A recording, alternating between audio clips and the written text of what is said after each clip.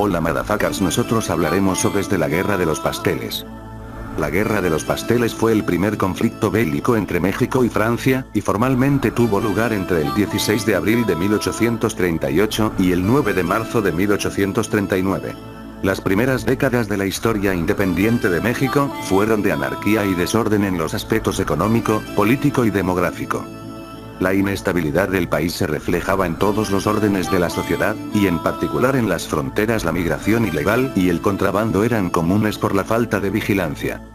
Debido a esto y muchos problemas, México estaba en la mira de los países extranjeros, dispuestos a intervenir cuando lo consideraran oportuno.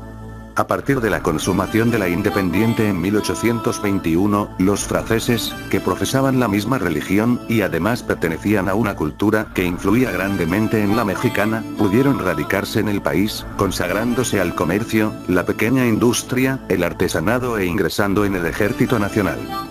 En 1827, se había celebrado un convenio con Francia bajo el nombre de Declaraciones Provisionales, que sentaban las bases para el futuro arreglo de las relaciones entre ambos países.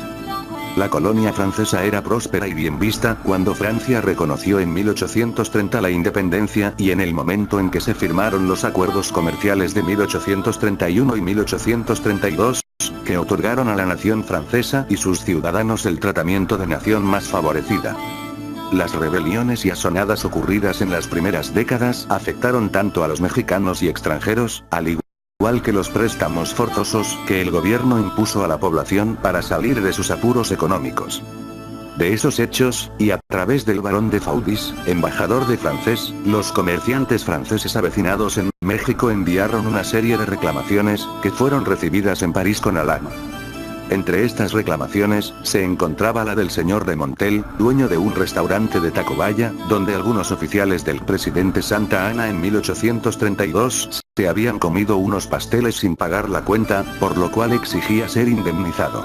Ese fue el motivo a que el pueblo mexicano identificara a esta guerra con Francia con el nombre de Guerra de los Pasteles. De Faudis, en un comunicado a su gobierno, le indicaba que había que actuar con energía.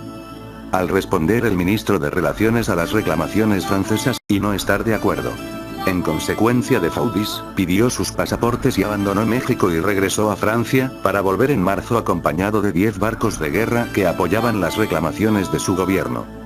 De Faudis redactó el 21 de ese mes un ultimátum al gobierno, exigiéndole el pago de 600,000 pesos, para cubrir daños ocasionados a los franceses.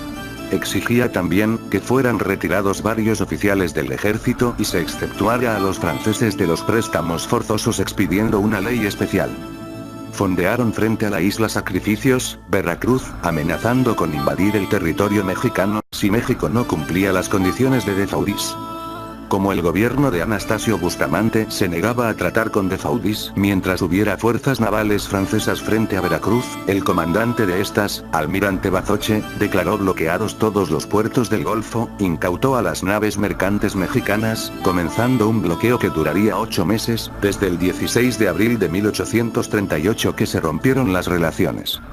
Al ver que México no cedía ante la presión, Francia envió en octubre 20 barcos más bajo el mando del contraalmirante Charles Baudin, y se reunió en Jalapa con el ministro de Relaciones Interiores y Exteriores de México don Luis G. Cuevas, quien se negó a exceptuar a los franceses de préstamos forzosos y de ventajas comerciales.